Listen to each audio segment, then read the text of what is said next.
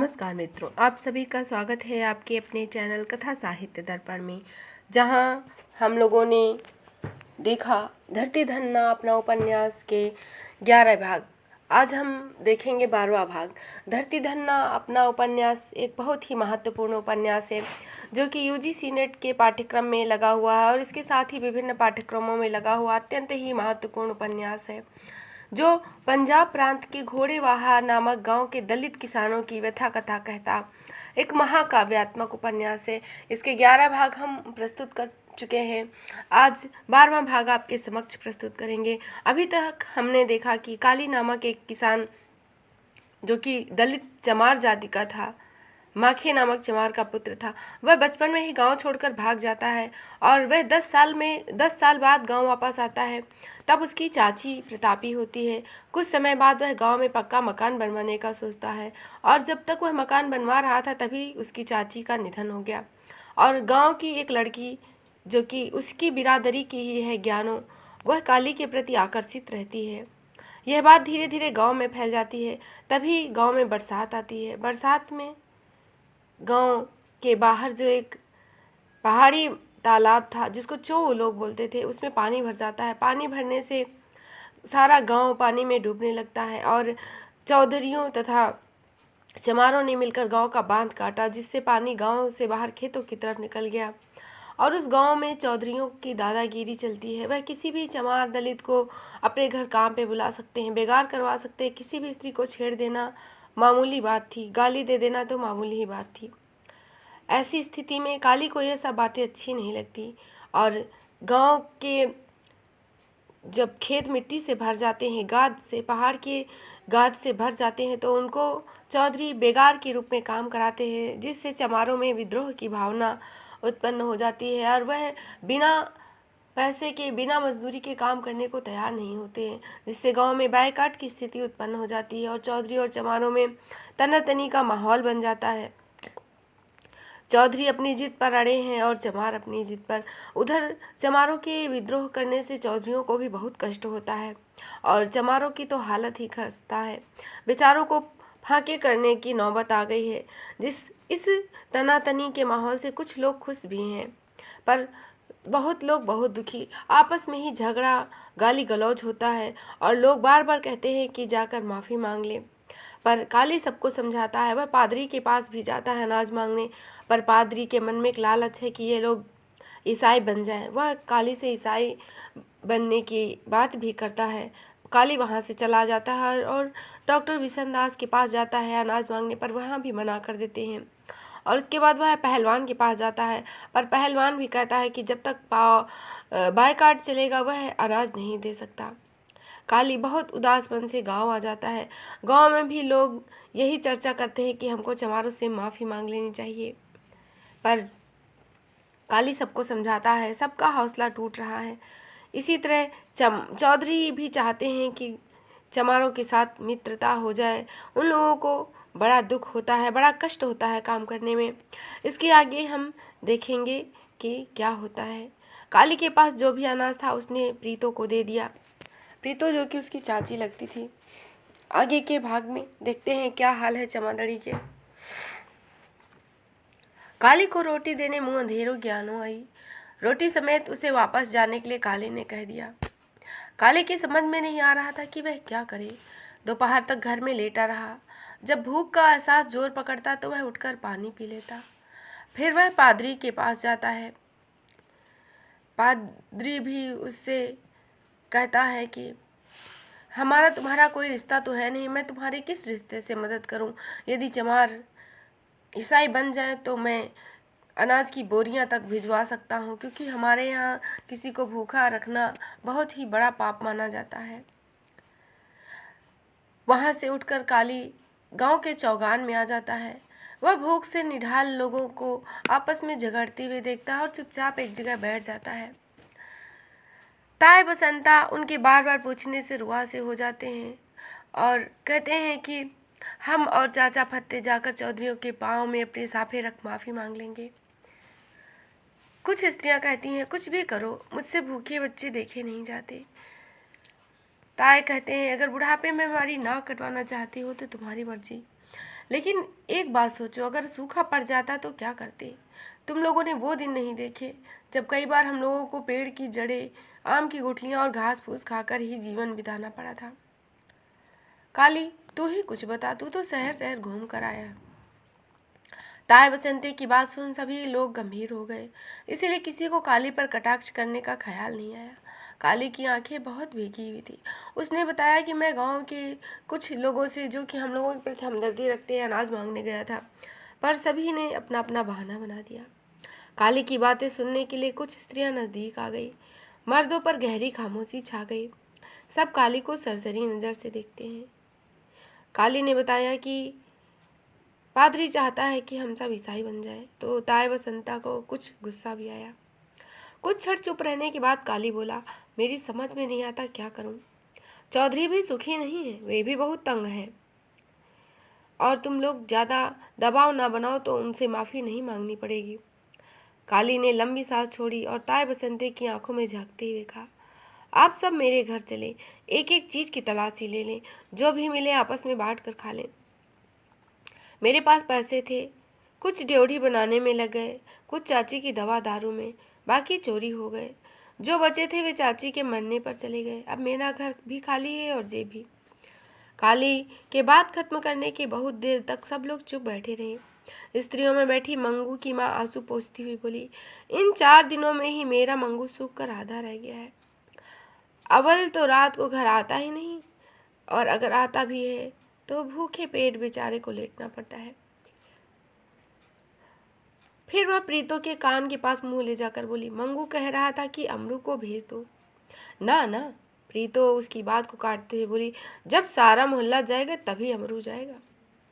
दिन ढल गया तो लोग उठ खड़े हुए। स्त्रियां घरों में चली गई। वे कुएं से पानी भर लाई तो मर्द स्नान करने के लिए गए। इक्का दुक्का चौधरी सिर पर चारे का गट्ठर उठाए रास्ते से गुजर रहे थे। कुएं पर नहा रहे चमादड़ी के मर्द उन्हें आंख भर देखते और फिर नहाने में व्यस्त हो जाते। सूरज की किरणें पेड़ों की छतरियों पर थी। जब चौधरी मुंशी और उसके पीछे उसके स्कूल में पढ़ता बेटा निरंजन सिर पर चारे का गट्ठर उठाए कुएं के पास पहुंचे, उनके पीछे बूटा सिंह, दिलदार और उजागर भी आ रहे थे। कुएं के बराबर आ निरंजन ने सिर से चारे का गट्ठा नीचे फेंक दिया। चौधरी मंगू ने पीछे मुड़कर देखा और उसे गाली दी, स्कूल में क्या पढ़ता है, घर के कामकाज का बिल्कुल भी नहीं रहा। चौधरी लड़का एक ही काम करेगा, या तो चारा ढोएगा या फिर अक्षर उठाएगा। बूटा सिंह ने हंसते हुए कहा। फिर अपना गट्ठा फेंक कर वह बोला, 3-3 फेरे लगाने पड़े हैं, गर्दन तो टूटेगी ही। लेकिन तुम इन चमारों का हाल तो देखा, अपनी माँ के कसम फाके काट रहे हैं लेकिन काम पर नहीं आएंगे। चौधरी ने और 2-3 गाली दी। चौधरी, हमने कब कहा है कि हमारा तुम्हारे बिन गुजारा है? हम तो सदा से यही कहते आए कि तुम हमारे मालिक हो, और यदि तुम मजदूरी नहीं दोगे तो हम क्या खाएंगे? तुम ही लोगों ने बाइकाट किया है। बसंता, तू उस समय ऐसी बातें कर रहा था जैसे फौज का सूबेदार हो। चौधरी, तू भी तो कप्तान बना हुआ था। वे कुएं से उतर चौधरियों के नज़दीक आ गए। चौधरी मुंशी और बूटा सिंह इत्यादि भी कुछ आगे बढ़ाए। बूटा सिंह गालियाँ देता हुए बोला, ओए, तुम लोगों को शर्म नहीं आती इस तरह से करते हुए? और इसी तरह वो लोग आपस में बातें कर रहे थे, और बातें करते हुए अपनी अपनी बातें करते और झगड़े के विषय में चर्चा करते। झगड़े में चर्चा करने के बाद और चौधरियों ने कहा कि फसल कुछ बाढ़ ने बर्बाद कर दी और बाकी नलाई ना होने से सूख रही है। अगर जान देने पर उतारू हो तो गाड़ी के नीचे जाकर कट जाओ। तुमने हमें फसल की नलाई के लिए कब बुलाया है? ताए ने कहा। अच्छा ये बताओ कि अब तुम्हारी क्या मनसा है? चौधरी मुंशी ने पूछा। हमारे क्या मनसा, मालिकों की मनसा होती है। जो आपकी मनसा वही हमारी मनसा। ताए का उत्तर पा मुंशी ने निरंजन को बंद की ओर दौड़ा दिया और कहा, वहाँ से चौधरी हरनाम को बुला लाए। लालू पहलवान को बुलाने के लिए दिलदार गया और वह स्वयं चारे के गट्ठर पर बैठता हुआ अपने घुटने को दबाने लगा और अनाप शनाप गालियाँ दे रहा था। इर्द गिर्द खड़े लोग हंस रहे थे। थोड़ी देर बाद चौधरी वहाँ इकट्ठे हो गए और फिर गाली गलौज शुरू हो गया। लालू पहलवान, हरनाम और चौधरी मुंशी को एक ओर ले गया और धीमे स्वर में बोला, यही फैसला कर लो, इस झगड़े में ना उन्हें कुछ मिला है ना तुम्हें। 1.5 दिन के पैसे दे दो, वो खुश हो जाएंगे। बेचारे गरीब आदमी हैं, कोई पराये नहीं है, अपने ही चमार हैं। हर घर अपने अपने चमार को पैसा दे, चौधरी हरनाम सिंह ने सुझाव दिया। इसका समर्थन सबने किया तो चमारों के पास आज चौधरी हरनाम सिंह ने निर्णय सुना दिया। ताए बसंते ने बारी बारी सबकी ओर देखा और उनकी अनुमति पास सिर झुकाता हुआ बोला, हम लोग तो आपके दास हैं, फिर कल सवेरे काम पर आ जाओ। कल क्यों, अभी से, चौधरी मुंशी ने कहा और जीतू को गाली देता हुआ बोला, ले चारा हवेली में फेंका। यह खबर आंधी सी उड़ती हुई तुरंत ही सारे गांव में फैल गई। जमादड़ी की स्त्रियां चौधरानियों के घरों की ओर दौड़ी, मर्द सौदा लेने के लिए दुकानों पर चले। गलियों में चमार और चौधरी आपस में ऐसे मिल रहे थे जैसे मुद्दत के बिछड़े हुए। चौधरानी अपनी चमारिनों को देखकर प्रसन्न होकर कह रही थी, तू 5-6 दिन नहीं आई तो मन उदास था। सायं होते ही गांव की धुएं की चादर गहरी हो गई। जमादड़ी के हर घर में आज 2-3 दिनों के बाद चूल्हे जलेंगे। सभी आपस में हंसी मजाक कर रही थी। डॉक्टर बिशनदास चौक के पास खड़ा सोच रहा था, इस गांव में चमारों की जहनीत सुधारवादी है, जो संघर्ष की बजाय समझौते पर उतारा है। जमादड़ी के मर्द काम पर चले गए। स्त्रियों गोबर और कूड़ा करकट उठाने के लिए चौधरियों की हवेलियां पर गईं। छोटे बच्चे अपनी माँ या बहन के साथ गए हुए थे और बड़े बच्चे चौगान में शोर मचाते हुए गुल्ली डंडा खेल रहे थे। काली का ड्योढ़ी का द्वार बंद खाट पर लेटा था। उसका पूरा शरीर टूट रहा था। उसे यूं महसूस हो रहा था जैसे बुखार हो। पिछले 1 सप्ताह में घटित घटनाएं उसके दिमाग पर छाई हुई थी। 7 दिनों का एक एक क्षण उसकी आंखों के सामने घूम रहा था। उसे संतू के ये शब्द याद आए कि पके पकाए पकवान मिल रहे हैं, तो उसका दिमाग वहीं रुक गया। ज्ञानों के प्रेम और स्नेह के बारे में सोच कभी वह डर से कांपने लगता और कभी वह खुश हो जाता। वह पानी पी पी कर भूख मिटाने का यत्न करता, लेकिन जब पेट में गुर्र गुर्र करता हुआ पानी डोल की तरह बोलने लगा तो वह उठ बैठा। उसके घर में आटे की एक चुटकी नहीं थी। उसे पछतावा होने लगा कि उसने प्रीतों को खामखा सारा आटा दे दिया, लेकिन यह सोच उसने अपने आप को तसल्ली दे दी कि वह मौका ही ऐसा था और वह लालू पहलवान की हवेली पर चला जाए, पर उसका मन नहीं हुआ। वह करवट बदलता तो शरीर के कई हिस्सों से टीसें उठती। उसे ख्याल आया कि शायद बुखार है, भूख के कारण शरीर टूट रहा है। यह सोच उसकी भूख एकदम चमक उठी। वह उठकर बैठ गया और सोचने लगा, यह नंद सिंह के घर चला जाए तो शायद रोटी खिला दें। परंतु मन में यह विचार आते ही उदास हो गया कि नंद सिंह उसे क्यों रोटी खिलाने लगा। वह बहुत दुखी रहा और बैठे बैठे सोचता रहा कि क्या स्थिति है गांव में चमारों की। गांव से अच्छा तो शहर ही है, जहां कम से कम मेहनत करो और खाने को मिले। गांव में तो कुछ भी नहीं रखा है और उल्टे सबकी गालियां सुनो। और यह सोच वह खाट पर बैठा रहा। तभी वहां उसे ज्ञानों की आहट मिली और ज्ञानो अंदर आई। काली यह सोच सोचकर तंग आ गया कि इस भूख को कैसे कम करे। तभी वह अपने आप को घसीटता हुआ उठा और द्वार के दोनों पट खोलकर दहलीज में खड़ा हो गया। तेज धूप से उसकी आंखें चौंधिया गई। वह दहलीज से गली में उतर आया। उसने प्रीतों के द्वार पर निगाह डाली। किवाड़ खुले थे, लेकिन अंदर कोई नहीं था। उसका जी चाहे अंदर जाकर देखे कि कोई रोटी पड़ी है, पर वह अपने इस ख्याल पर हंस दिया। कुछ समय बाद उसे कुएं की ओर से ज्ञानो आती दिखाई दी। काली ने गले की दूसरी ओर जल्दी एक नज़र डाली और मुस्कुराता हुआ ज्ञानो की ओर देखने लगा। वह सिर पर टोकरी उठाए बहुत गंभीर भाव से चल रही थी और उसकी झोली में पड़ी रोटियां यूं हिल रही थी जैसे सांस ले रही। काली बहुत प्यार और दिलचस्पी से निहारता रहा, लेकिन जब ज्ञानो का चेहरा और गंभीर हो गया तो वह उसकी ओर देखे बिना ही गली से गुजरने लगी। ज्ञानो ने उसकी ओर एक आंख नहीं उठाई, लेकिन एक क्षण के लिए उसके कदम रुक गए। काली ने एक क्षण फिर उसका नाम लिया तो वह चौंक कर रुक गई। बोलती क्यों नहीं, काली ने थोड़ा ऊंची आवाज में कहा। ज्ञानो आगे बढ़ने लगी तो काली ने दहलीज से उतर उसकी राह रोक ली। वह एक और हटती हुई बोली, तू समझता है कि जब तेरा जी चाहे तो मुझे बुला ले और जब तेरा जी चाहे तो मुझे धुतकार दे। यह सुन काली लज्जित हुआ और कोई उत्तर दिए बिना अपने द्वार की ओर मुड़ गया। ज्ञानो 2-4 कदम आगे बढ़कर रुक गई, फिर उसकी ओर पलटकर झोली में पड़ी रोटी उसके हाथ में थमा तेजी से आगे बढ़ गई। काली दहलीज में खड़ा उसे देखता रहा और अपने घर में दाखिल होकर वह रोटियां देखने लगा और रोटियों की तह खोलने लगा। रोटियों में गुड़ की ढेली भी थी। गुड़ देख उसका मन ललचा गया। उसने गुड़ मुंह की ओर बढ़ाया लेकिन रुक गया। वह सोच में डूबा हुआ रोटियों को घूरता रहा। उसके अंदर से भूख का एहसास एकदम मिट गया। ज्ञानो घर में टोकरा फेंक उल्टे पांव ही काली के पास आ गई और द्वार के दोनों पट बंद करके उसके सामने खड़ी हुई। काली उदास सा बैठा रहा। ज्ञानो उसके हाथ में रोटी देख कुछ तल्ख स्वर में बोली, ये खा लो। काली चुप रहा तो ज्ञानो ने उसके हाथ से रोटी का एक निवाला तोड़ा और उसके मुंह में ठूसती हुई बोली, अन्न को मत धुतकारो। 7 दिन सिर्फ इसीलिए फाके काटते रहे ताकि पेट भर रोटी मिले। काली हंस दिया और नवाला जल्दी से चबाने लगा। ज्ञानो पास बैठकर उसे पंखा करने लगी।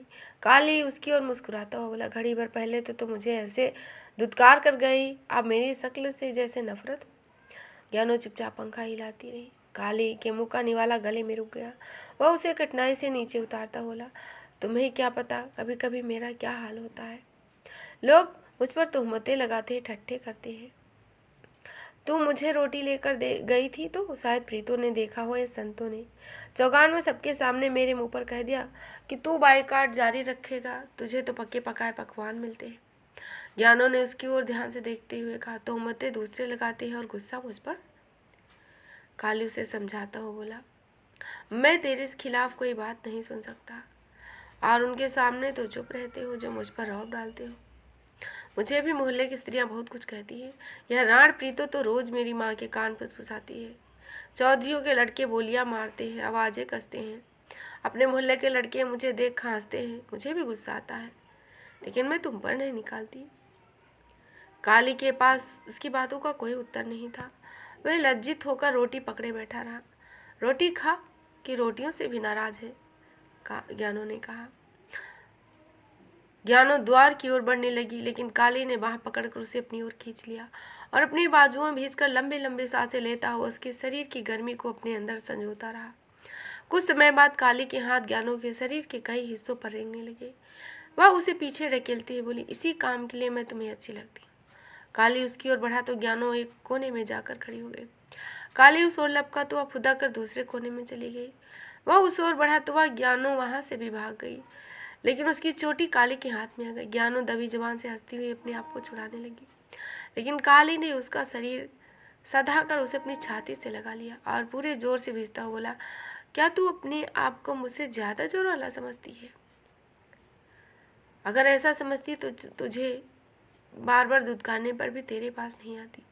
ज्ञानो हारी हुई आवाज में बोली।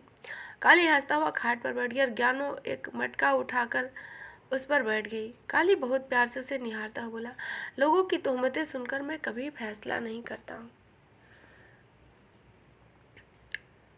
मैं नहीं चाहता मेरी वजह से तेरी बदनामी हो और तू मेरी बेइज्जती मौका मिलने पर कर ले। मैंने तेरी बेइज्जती कब की? अभी करने जा रहा था ना।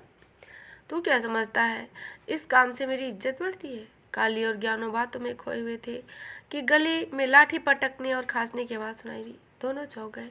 काली के चेहरे का रंग बदलने लगा। वो कुछ कहने ही वाला था कि ज्ञानो ने उसके होठ पर हाथ रख उसे मना कर दिया। मंगू निकल गया तो काली सहमी हुई आवाज़ में बोला, मंगू गया है? ज्ञानो उसका भयभीत सहमा हुआ चेहरा देख बोली, डर गया? नहीं, तू चाहे तो मैं दरवाज़ा खोल कर भी तुझे यहाँ बिठा सकता हूँ। ज्ञानो मुस्कुराती हुई द्वार की ओर बढ़ी लेकिन काली ने लपक कर उसे पकड़ लिया और बाजुओं में भेजकर उसके गालों को चूमकर बोला, रात को आना। ज्ञानो अपने गालों को हाथ से पोंछती हुई गाली में चली गई और काली और ज्ञानो की प्रेम कहानी अब घर घर में व्याप्त होने लगी। सभी लोग बड़े चाव से उन लोगों की बातें करते। मक्की की और बाजरे की फसल बढ़ने लगी। साथ ही ज्ञानो और काली के प्रेम के चर्चे फैलने लगे। फसल नलाई के दौरान घास निकाल दिया जाता है ताकि उससे कोई हानि न हो। घास फिर उगाती है तो दोबारा नलाई कर दी जाती है। ज्ञानो और काली के प्रेम की कहानियाँ फैलने लगी तो ज्ञानो की मारपीट और फटकार ने उन्हें कम करने का यत्न किया। दोनों की मुलाकातें बंद हो जाती और फिर सिलसिला शुरू हो जाता। पूरी चमादड़ी में काली और ज्ञानों के प्रेम के चर्चे थे। चमादड़ी के युवकों के साथ जाटों के लड़कों ने भी इन चीज़ों का फायदा उठाना चाहा। उन्होंने ज्ञानों से छेड़छाड़ आरंभ की, उसे धमकियां दी, लेकिन वह पहले से ज़्यादा मुंहफट और निडर हो गई। यदि गली, खेत या पगडंडी में कोई उसे छेड़ता तो वह उसे गालियां सुना देती और कई बार तो हाथापाई को तैयार हो जाती। चमादड़ी के लड़के काली के सामने तो चुप रहते, लेकिन उसकी अनुपस्थिति में चस्के ले लेकर दोनों के बारे में बात करते। ये बातें काली तक भी पहुंच जाती। चमादड़ी के लड़के डर के मारे मंगू से कुछ नहीं कहते, लेकिन जाटों के लड़के उसे किसी न किसी तरह जता देते थे कि उसकी बहन काली के साथ फंसी हुई है। मंगू उनको तो कोई उत्तर नहीं देता, लेकिन ज्ञानों को पीटता और माँ को डांटता। काली को देख उसे बहुत क्रोध आता, पर वह कुछ कर नहीं सकता था। इसी तरह ज्ञानों और काली के चर्चे खूब चलते थे। लोगों को यह पता था कि ज्ञानों और काली आपस में मिलते रहते हैं, लेकिन आज तक उन्हें किसी ने देखा नहीं। चमारों और जाट के लड़कों को खेत में घूमते हुए कहीं पर बाजरे या मक्की के 10-5 डंठल झुके या टूटे दिख पड़ते तो मुस्कुराते हुए कहते, काली की मोरनी शायद यहाँ नाच कर गई है। लोगों की ताक झाक बढ़ने लगी तो उन्हें मुलाकात के तरीके और स्थान बदलने पड़े। काली अधिकतर लालू पहलवान की हवेली में रहता था। वह रात टिक जाने के बाद दबे पाँव मोहल्ले में आता था या बाबे फत्ते के कोठे से होता हुआ मंगू के घर पहुंच जाता। जब लोगों को इस बात का पता चल गया तो वे बहुत सवेरे खेतों में मिलने लगे। दोनों अलग अलग रास्ते से आते थे, निश्चित स्थान पर मिलकर चले जाते थे।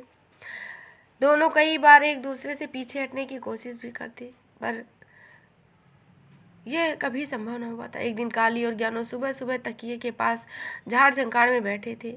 उन्हें न भूत प्रेतों का डर था, न ही सांप सपोलों का। उन्हें यह भी याद नहीं था कि पाँव फट चुकी। कुछ फासले पर उन्हें किसी के खखाने की आवाज़ सुनाई दी तो वे चौंक गए। उन्होंने देखा एक व्यक्ति उनकी ओर आ रहा है तो उठ खड़े हुए।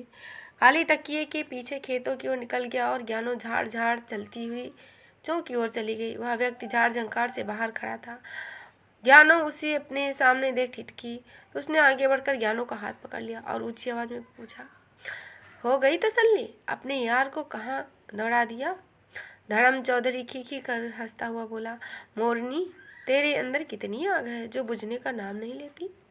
ज्ञानो हाथ छुड़ा कुछ कहे बिना गांव की ओर दौड़ी और धड़म चौधरी सारे गांव को गालियां देता हुआ आगे बढ़ा।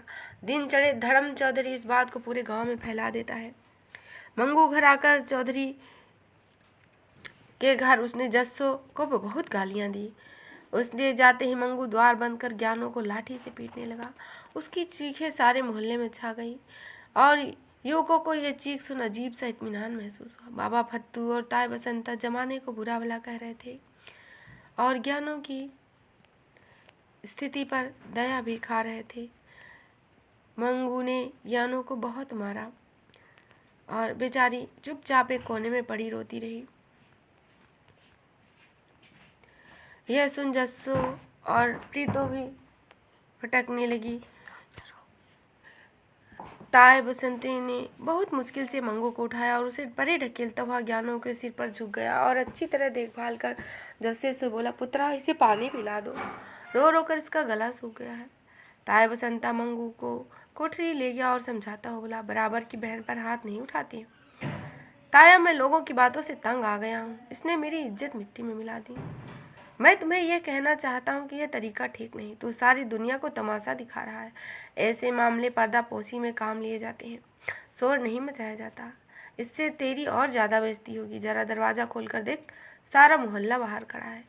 मैं तेरी बात समझता हूँ। ताया की बात सुन मंगू कुछ नरम पड़ा। जस्सू ने ज्ञानों को उठाकर खाट पर लिटा दिया। ताया ने उसकी ओर झुकते हुए सख्त स्वर में कहा, देख, हर आदमी की इज्जत अपने हाथ में होती है। अगर मैंने फिर कभी तेरे बारे में कोई बुरी बात सुनी तो मेरे से बुरा कोई नहीं होगा।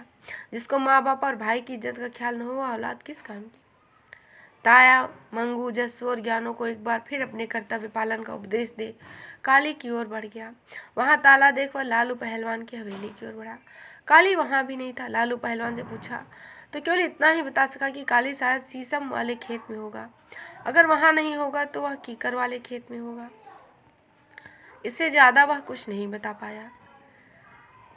तो दोनों बातें करते हुए आगे बढ़ गए। काली को ज्ञानू की पिटाई के बारे में सुनकर बहुत दुख हुआ।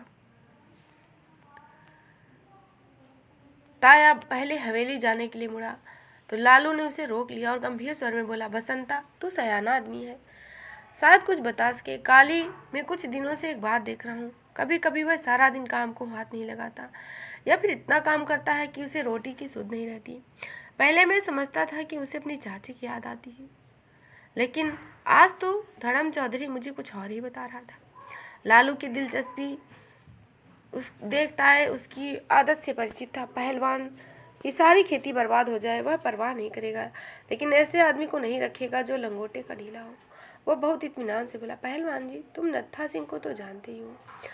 कोई कच्चा कुतिया के पीछे दौड़ा जा रहा हो तो भी उसे शक हो जाता है।